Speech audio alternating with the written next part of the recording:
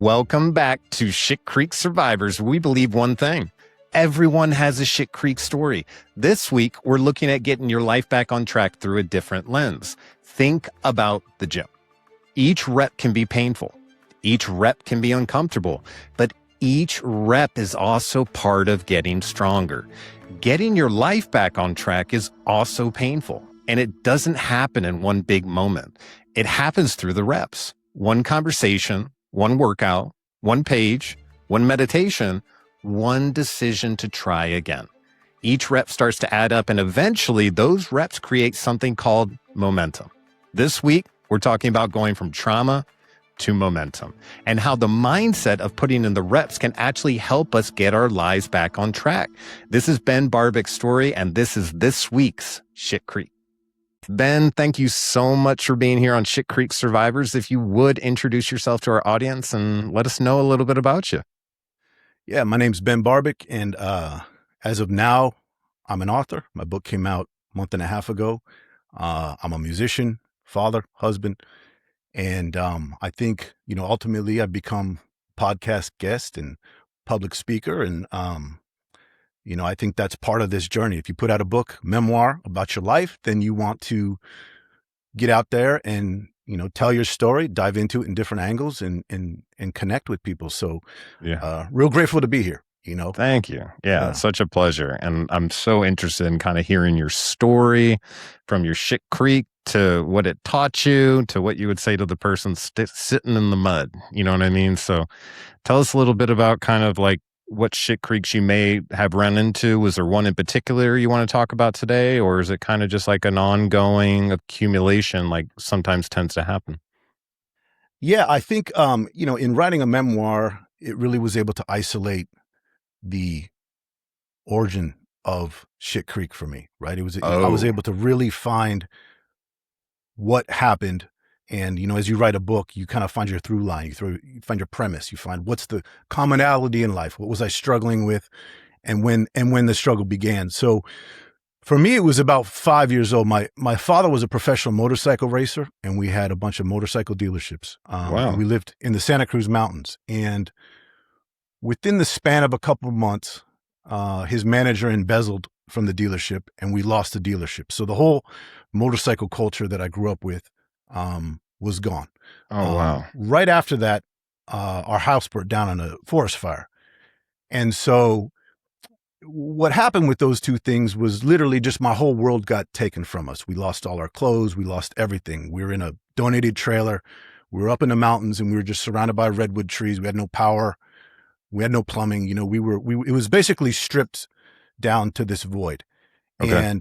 And we were in that for a couple of years. And within that scope, there really wasn't anything, as a kid, you don't know what a heaviness, a cloud feels like, right? It's just being a kid, and it was in that trailer, in that place that I got a little keyboard, and it was the first time that I found music could be something I could escape to.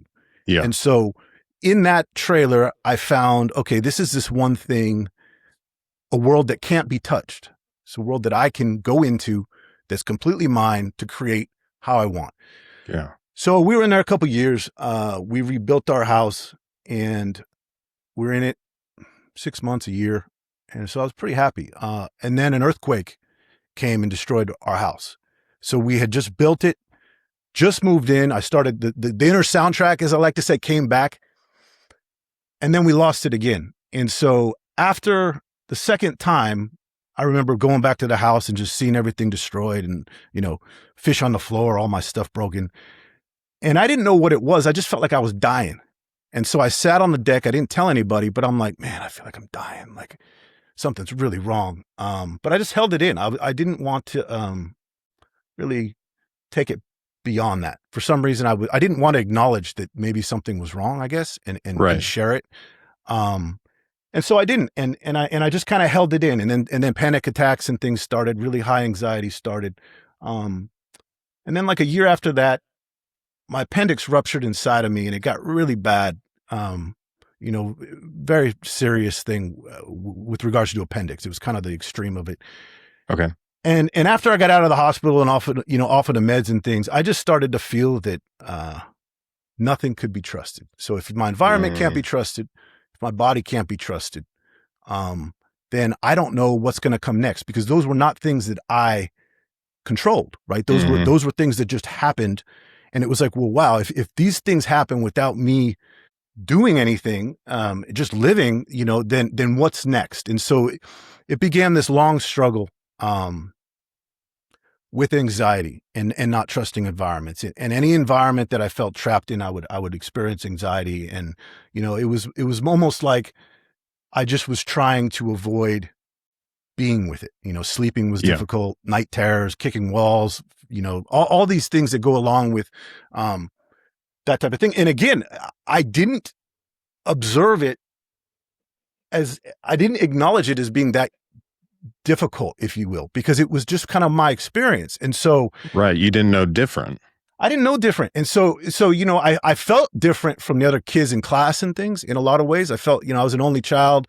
And I was going through these things. I remember when the earthquake happened, some kids were like, "Oh, that was fun." I'm like, "Fun? I just lost everything. You had fun. I didn't." So it was just this unique situation that kind of planted a seed for me of struggle. And again, I didn't want to acknowledge anything about it. Like Ma said, "Hey, you want to go talk to some?" Nah, don't want to talk about nothing. I'm gonna lock in on this thing. So I carried that, and I carried it for quite some time. And I found, peace within the music, but I also had that inner seed of frustration and rebelliousness that was brewing, because it was just, obviously it turned inward. I mean, there's no dealing with any of the things properly. So that's kind of the first parts of my life up until, 11, 12, where I was really kind of struggling with something that, defined my life for a good many years.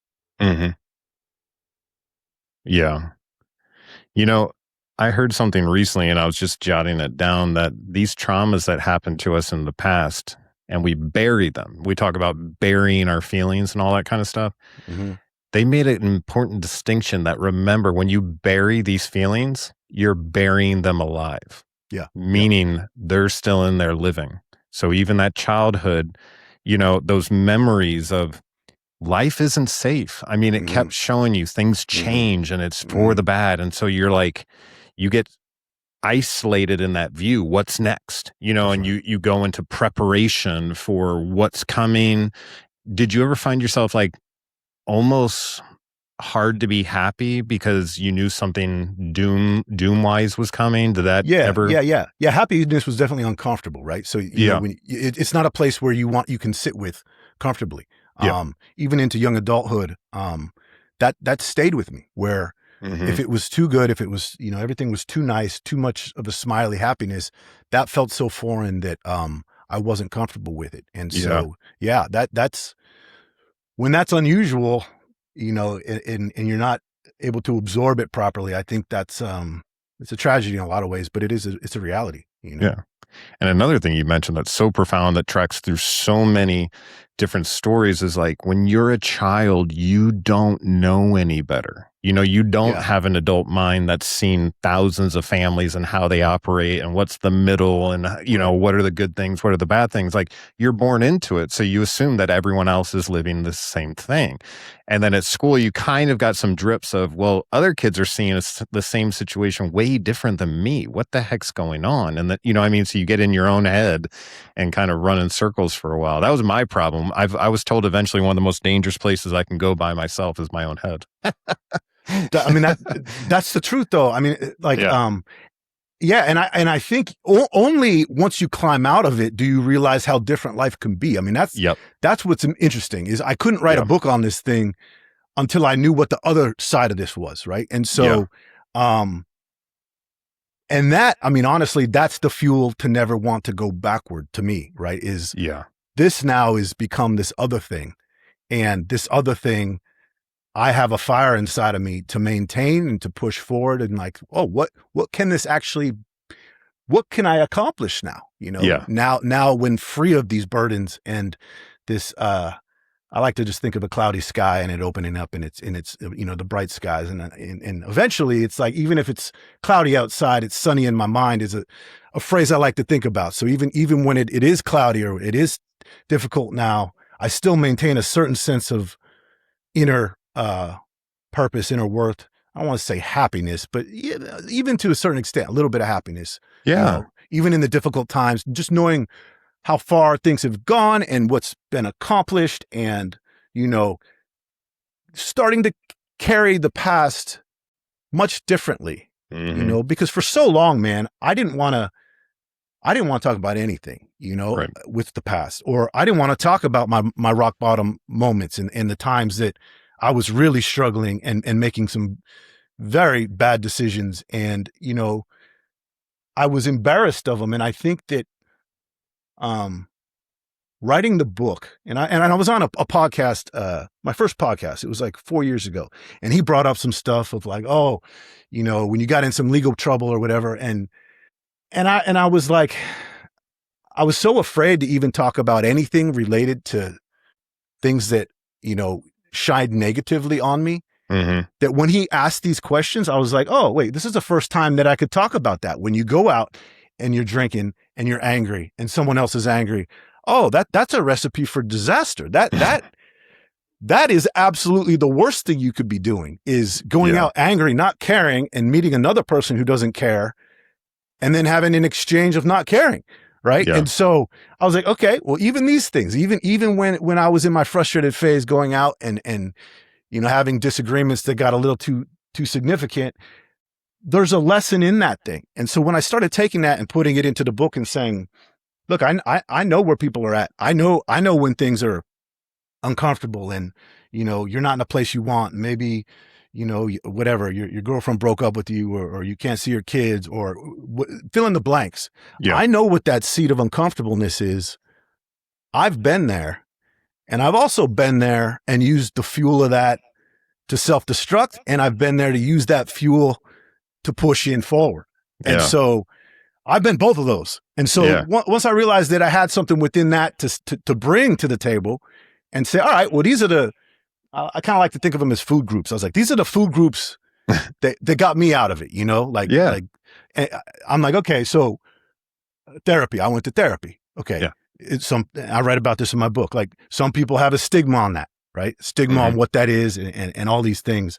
And I'm like, well, that might've been the case for me too. But when I opened it up to it, it wasn't that at all. And, and I talk about a little bit in the book, interesting pieces of that, where, like, if you watch The Sopranos, there's a mob boss who goes to therapy, right? Yeah. And in some weird way, I needed these strange validations because of just where I was at mentally to give me that gate to go there. And so, any little thing, if you kind of clear the window of it, can activate a desire. Okay, the subtle change, right? The subtle change from me saying, "Nah, man, I'm not doing that," to like, oh, actually, let me try this thing. Like, why not? Why not? Yeah. Let's just see what a conversation can be. And then, through that, I started having the joy within it. And that became like one of the highlights of my week, was going there and sharing, and getting that feedback back. So that's just one example of something that, just allowing yourself a little bit of mobility from just this hardwired, there's this whole other lane, there's this whole other place to go. And I had the same thing with meditation. And it just, it was, and I write about this in the book. It just so happened I went to the right friend's house at the right time, and it lined up perfectly for what I was willing to dive into. And then it became this massive thing where I was doing it 2 times a day for 45 minutes. And, it was another one of these food groups, man, that in that lowest moment, I was willing to do it, because I was like, this is too terrible. Either I'm going to just commit to this is going to be my life, and this is just a terrible, I don't say terrible life, but this is the decisions I'm going to make, and I'm going to have guilt about this forever, or I'm going to be willing to just kind of make these subtle, all right, let me just try that. It's not committing to meditation twice a day for 5 years. It's right. Let me just try that thing. Let's just see what that thing is. Let's just see what this therapy thing is. Let's just see what it's like to, we go into all kinds of different ones, but that's the general concept and why I eventually wrote the book, because of these food groups that keep me motivated every day. And even if I'm not in the happiest of moods, like I still do them. And so there's the residual of that is, you get a little better at most of them every day, man. So like, Yeah. even if you're not happy, you just do it. It's just like, if you just treat it like brushing teeth or something, it's just like, all right, yeah, I'm going to tie my shoes. I'm going to, I'm going to read some good books. I'm going to do a little bit of exercise, even if it's 5 minutes. And, I just think that stacking to me it really excites me. Like, as you could see, like, I get amped on it because it's like, I didn't do that for so long. Yeah. It's kind of like keep like once, let's say when life feels at a low point, your not motivation, but you don't have any, what's it called when you keep the ball moving? Not momentum. Yeah. So at first, when you've got that stone, you've got to get moving. It seems impossible. But when you start getting it moving, even with these small little things, you're like, oh, there's power to this. Oh, there's power to this. And then you get the ball moving. And you're like, that ball is not stopping. You know what I mean? So you just keep going. And like you said, you get it to even like your days where you're like, I don't want to do this, but you do it anyways. And at the end of the day, sometimes those are the most appreciated days. You're like, I actually did it anyways, That's right. and you're proving to yourself that you can do it, and you start building that kind of like self-respect. I don't know why I had to get to a point where it was like rock bottom, and then I would try things that I wouldn't try before. And I've heard it said a couple different ways. One is like, you'll make that leap to recovery or to whatever it is when the pain of the situation you're in is more than the fear of trying the new thing. Right. And I was like, that makes so much sense. Because for me, it doesn't come across my mind like that. It's more like, what do I have to lose? What do I have to lose? And then I tried meditation many times where I couldn't even I couldn't lay there without thinking of anything, obviously. So then I was like, all right, so how do I do it? And then, I started learning about, counting as you're doing it, and then counting to 1. And if you can get to 2, that's great. And a lot of my first meditations were just like 1, 1, 1. And I would do that maybe for 2 minutes the first time, but at least I said I did it. And then the next time I tried to get to 5 minutes, it was a little bit easier because I was more familiar. Yeah, man. Well, and it's like I'm a big weightlifter, fitness guy, and it mirrors the reps of weightlifting, because it's like you go in there and you want to get a little stronger every time, and the same thing with the mind, man. Like oh wow, that training a week later, I'm a little more polished at it. I'm a little more polished. So I think the background in that to me was good, because you could see such easy to chart results, in weightlifting, and then start to see it in other things where it's like, oh, okay, I write every day, or I work on podcasts. Oh, I get better at it. You know what I mean? Yeah. And so, I'm fascinated by that process. And like you just said, man, like when you started meditation, there's no stillness of the mind, like it's at least for me, it's like, it was just chatter. Now I'm thinking about this. I'm thinking about this. I'm thinking about this. And then slowly, okay, now I'm going to hyper focus on this one thing, and how long can I keep my attention on this thing? Yeah. And then one day you turn around and your legs asleep because you were sitting there, like that's where, it just starts with this tiny little thing, man. I mean, even 30 seconds, it works, like that's still enough. I mean, and that could be said for anything. I mean, it could be said for reading, writing, music, like just putting in the smallest little rep every day is like, all right, and I love that. I even did that with my dad, my pops, man. He was he hadn't been exercising, and I'm like, just send me a done every day, and so he did like a couple reps, couple push-ups in the mornings, and now it's like a year later, he's still sending me done every morning. Awesome. And but it just started with this tiny little thing, just send me done, man. Just send me done. It's like a seed, tiny little seed. Yeah. And it grows a little bit more. And I love the seed analogy too, because the roots are growing first before you see the plant. You know what I mean? So although you're not seeing the change, it's happening. And then all of a sudden, pow, it emerges. And you're like, how did it get so strong so fast? It's like, no, it worked on the root system first. So it could support whatever was coming afterwards. Yeah, that's really well said. I love the analogy of the workout reps compared to the time in meditation, because that would really, that helps me a lot, because I still struggle with it. You know what I mean? when it comes to the gym, I'm able to look at it. I don't know. I'm able to break it down. So I'm like, all right, fine. I got to do 5 reps of 12. You know what I Right. mean? So that's Right. 4 times 3. I can count to 4 times 3. You know what I mean? And then you're able to like break it down into something very simple where Yeah. it's like, oh, I can do that. No problem. What else am I going to do? You know, and your Right. mind shifts to that. And then you can do that with other things. It takes practice, but I mean, that's really, really important. The reps, like, yeah. Yeah. Yeah. Because Cause that's how it's you like, get into the gym. You're like, all right, I that's got it. to It's the same start thing. here at this Yeah. weight, That's and it. and even if there's no weight on the bar, I just got to start with the bar, and I'll do the bar Yeah. 10 times, and then next day I'll put on some 5s, and then the next That's right. day maybe I'll put on, or next week I'll put on some 10s, and kind of keep growing, keep building. So it's a building process. I like that a lot. I like that a Yeah, lot. man. Cool. Yeah. I mean, and it's, and like, I've applied it to a lot of things like writing, like I just started writing my book. I was going, I had a layover, for going to do a music show, and I just started typing it, in my phone. Just, and I was like, oh, let me just tell my story, just how I got here and things like that. And then as I kept writing, I was like, the next couple of days, I did it again. And then I'm like, oh, I'm kind of enjoying this, So then I kind of got more serious with it. And Yeah. then it just became like a habit of every morning. I wake up for the family. And I wake up to have that stillness to just write, declare. I can't do it at night because my kids were too young to, you Yeah. know, stay up late like that. So I created that morning space, and I was just like, all right, I'm gonna read a little bit, and I'm gonna write a little bit.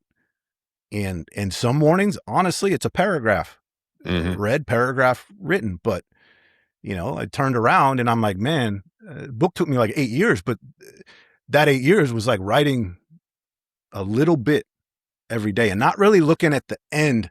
I'm hesitant to even talk about the end, the 8 years of stuff, because it's really just like head down every day a little bit, Yeah. and then you could turn around every once in a while and see how far you come. Like, oh man, I've been writing a week, a month, or whatever it is. Yeah. Same thing with reading. I was never a reader, and then I just started craving information on what I wanted to learn about, and Hmm. just if something fits, then I read it. If the book doesn't land with me, I don't read it. I put it aside. And so I really like to look at things like that. Like the improvement factor always to me goes back to weightlifting, like Hmm. the concept. Yeah.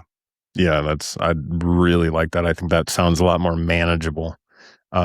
Compared to like, keep trying. It's like, no, you did great. You actually did what you were supposed to do today. You hit the reps Yeah. you were supposed to hit, and Yeah. it's all part of the program to get you here. You know what I mean? We Mm. just got to stay focused on the day, conquer the day, and then move on to the next one the next day. I like that. That breaks it down for me instead Yeah. of it being like a huge mountain I'm looking at. It's like, no, we're going to climb this part of the hill, and then we're going to climb this part of the hill, and then we're going to climb this part of the hill. You're like, oh, I can do that. Like, Yeah. Yeah. yeah, that's a really good way to kind of put it. I appreciate that.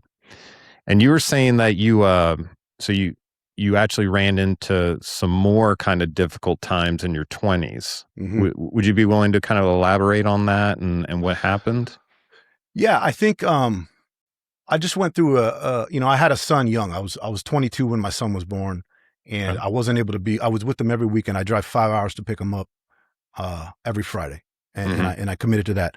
But through that time period, I went and I was at sound engineering school. I was just focused on music, and my life kind of shifted over, and I just became lost in a very simple concept that I didn't realize is I was letting life beat me down, and I wasn't taking control of anything. So that if that's drinking too much, if it's out going and getting in fights, if that's driving when I shouldn't while drinking, and it's I started to become a regular in this thing, meaning my identity started to shift to somebody who was part of this thing that was just looking the furthest thing from thriving. And Hmm. friends started shifting. What I was consuming started shifting from just what I was watching, how I was spending my days, the food intake. And I'll get real clear on this. So on my 28th birthday, I spent the night in jail again.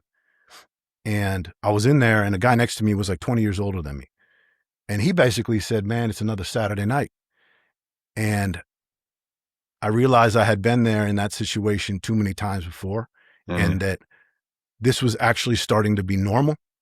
And that normal, and I was overweight too. That normal was so far from what I thought I was. So I got a friend dropped me off at home, and I went into my house, and my son and my girlfriend had made this teddy bear from Build-A-Bear.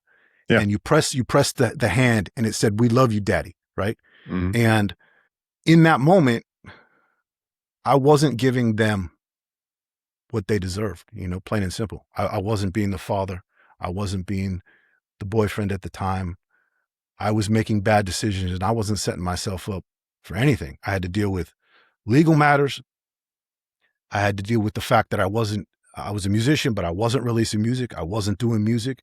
I was doing fitness, but I was way out of shape. They put me down as obese on my intake when I went in, and so I gave up being that person that day.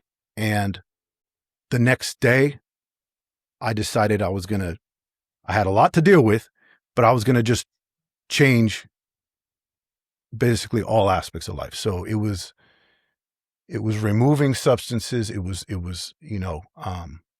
taking away the things that were bad and then introducing the things that were good. And it was small. I mean, the first thing I did was I joined at the community college by my house. I joined a class, an online class, right? Yeah. And pushed alcohol out of my life for a few years. It was not for me. And, looked at all substances that I was on, whether that be the prescription pills I was taking, whether that be the nicotine, whether that be the alcohol or anything else, and just started eliminating things and adding things back in. And so one by one, I added in school.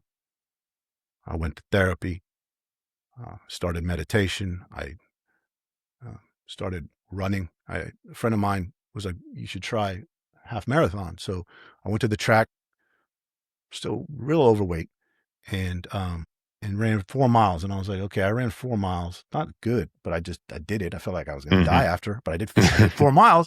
Yeah.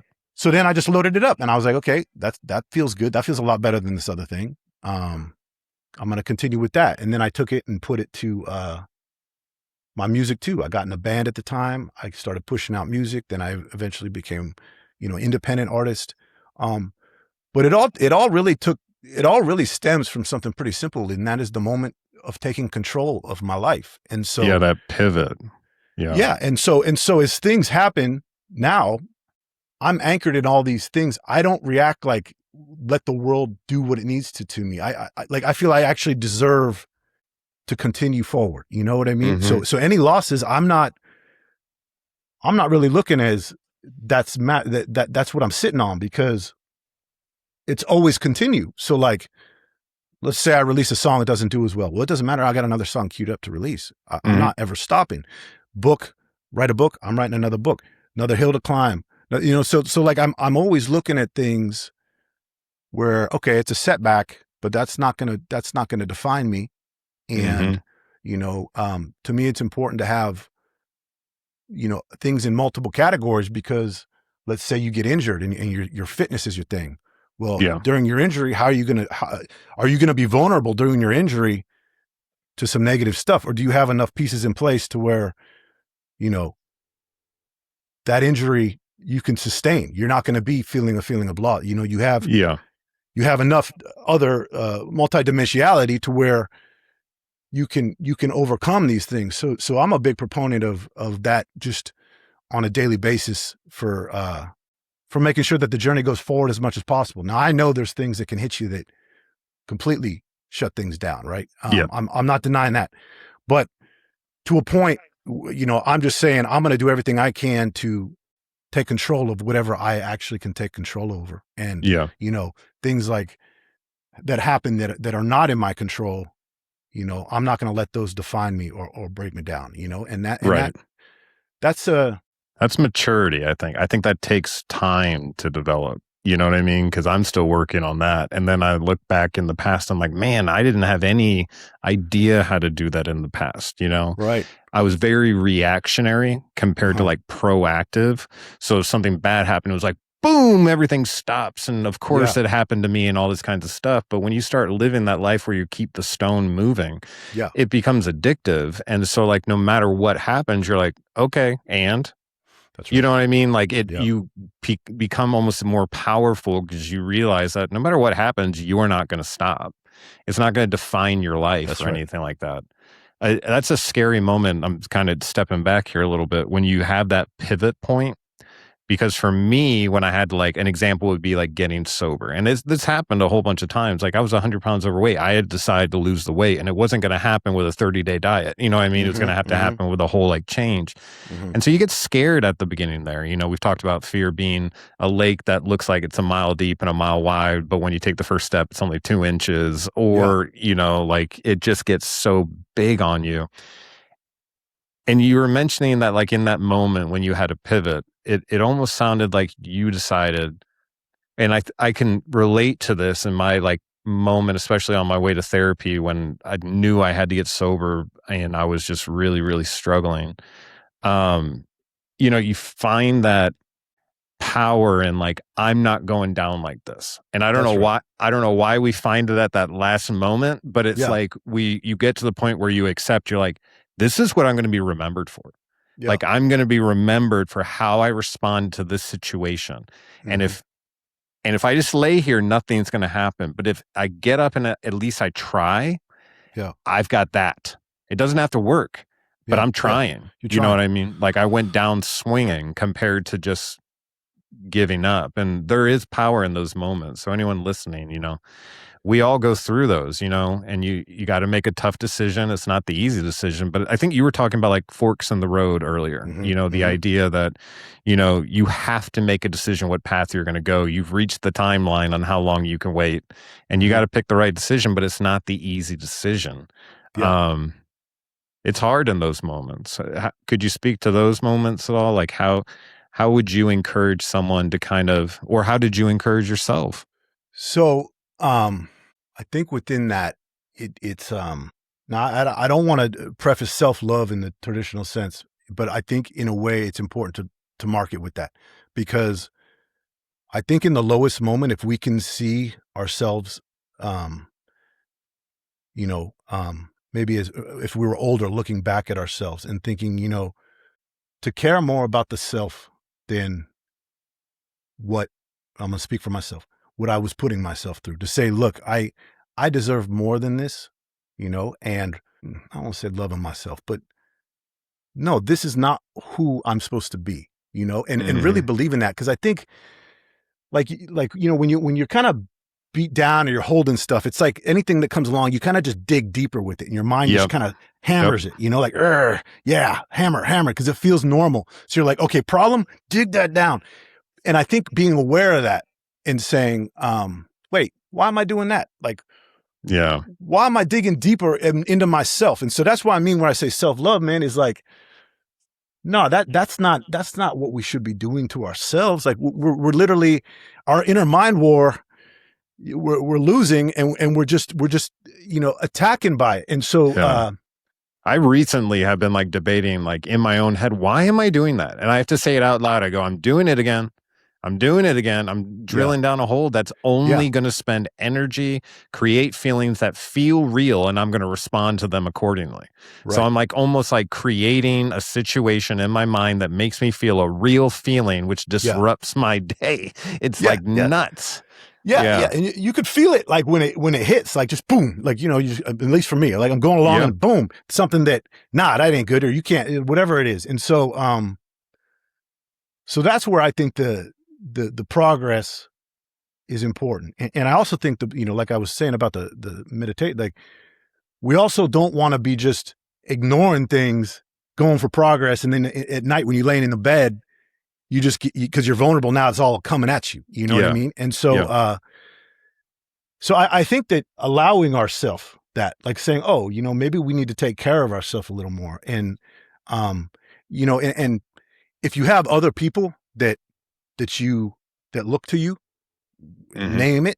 I think that that's another source of it is, you know, they deserve this. That's outward, but then also I deserve this. So like, you know, however you're looking at it, like, oh, my kids, my wife, my family, my friends, whatever, they deserve more from me. Well, then I deserve more from me too, you know, like, because I'm the one grinding through it. And so, so that little switch where like allowing that, you know, allowing the wins too, because dude, imposter syndrome, all these things, you know, it's all real stuff. And so just allowing even the smallest of wins is important, you know? And, because if you're not cheering for you, like no one else is, you know, and we kind of, I think I wait for other people to cheer for me. So I know I'm doing well when really that should be like an internal thing. It should really be like, I know the goal I set, I accomplished it. I didn't accomplish it, whatever it is. I still love it. Like you said, I need to love myself at the end of the day. It's not my wife's job to tell me that I'm lovable. It's not like anybody else's. Like at the end of the day, have to respect the human that I am. And at least I'm trying, even at my worst moments, you know what I mean? It's like, at least I haven't given up, you know what I mean? And you just kind of keep moving. That's sorry. I just popped out in my head when you're saying that. No. I like that. I mean, I think that's just a vital piece to this. And, it's hard. It's really hard. It's very hard. It's very hard. And with men, especially leaders of households, usually the problem or the buck stops with you. You know what I mean? So one person, say a child has a problem, they say it to one of the parents, and then one of the parents is usually the one who handles the problem. So that parent tells it to the parent, and it's usually the male figure. I'm not trying to generalize, or I guess I am generalizing, but I'm just saying, like, typically we find a lot of men in some really, we'll say, tight spaces because they feel like the buck stops with them. They're responsible for everything, and it puts a lot of weight on your shoulders, you know.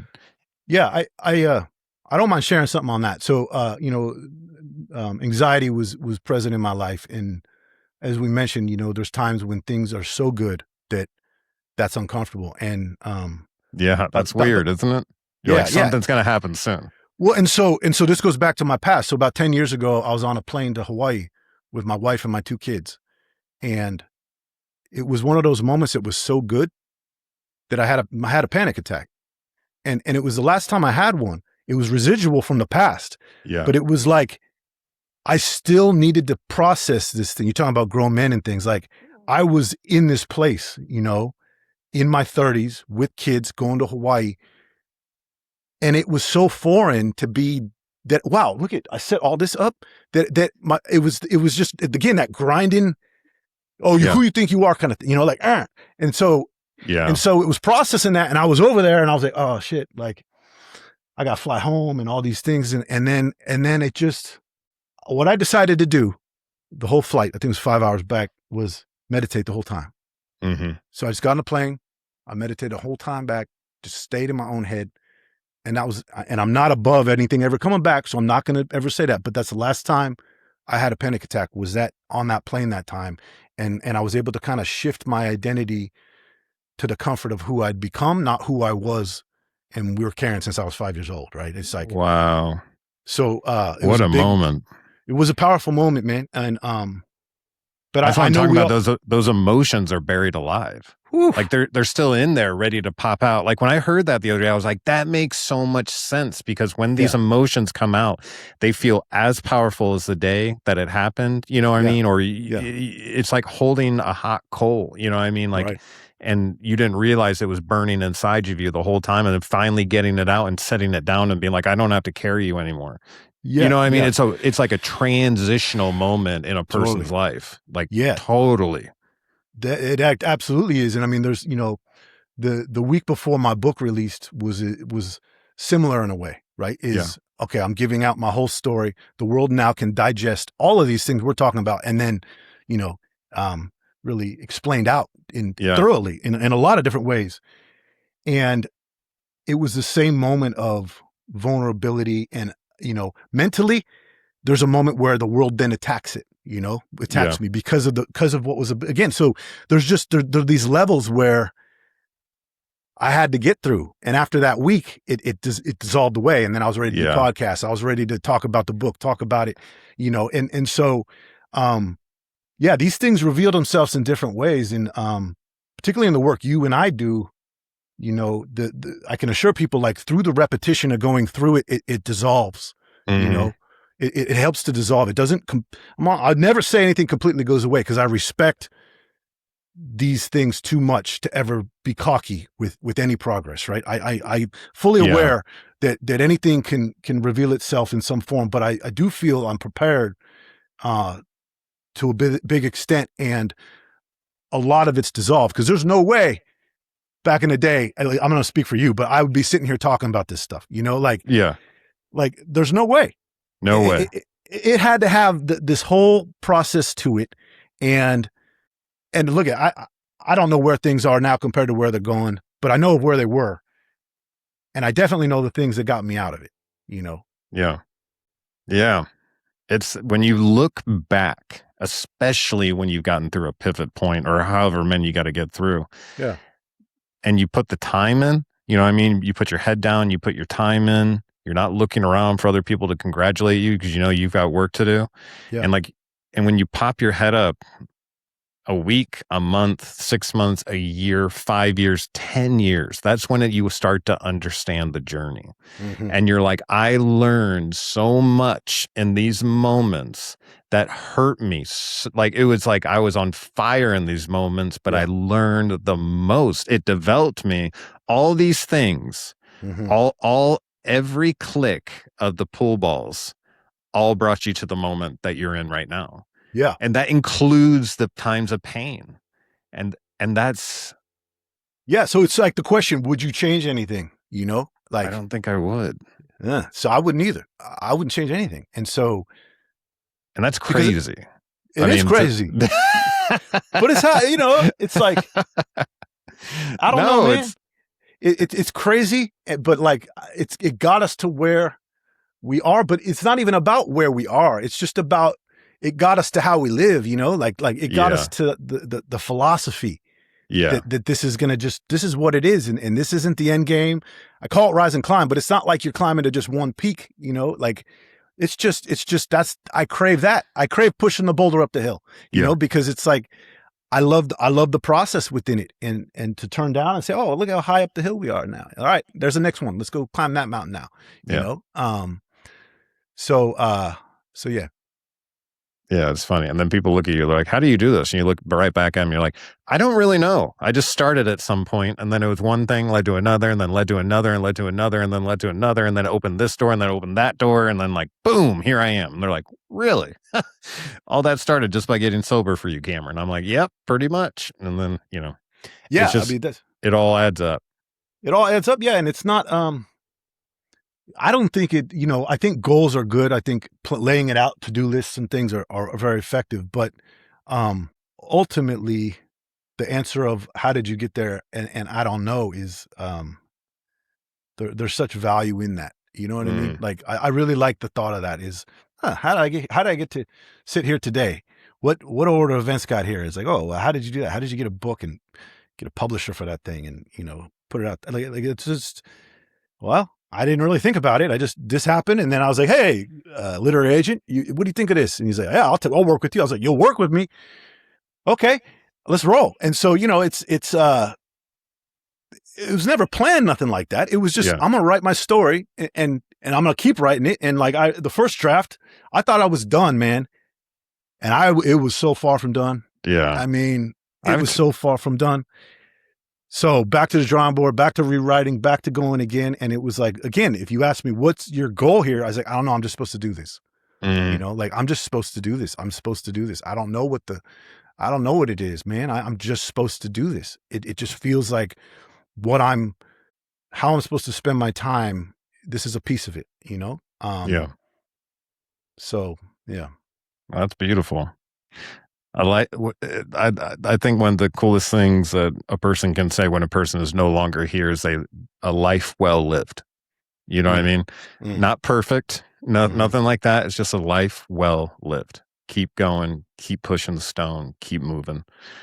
Now, it's amazing when you get through those things. But I remember, again, we talked about pivot points, but what the last thing I like to talk about every episode is like, there is someone listening right now who's sitting in the mud of the creek. You know what I mean? And if they're anything like me, they're not even sure they want to try. Now, we've given a lot of reasons like in the future and all that kind of stuff. And is there anything else you would say to that individual in that moment when they're sitting in the mud? I like the idea of getting into the creek next to them, sitting down with them and having a little conversation about, you got this. Anything you would say to that individual? Well, first, before you give up on trying, you got to at least allow yourself to feel what it's like to try. You know, like you got to at least, before you say, fuck it, I'm going to be this thing. Just give it a second to see what it feels like to try.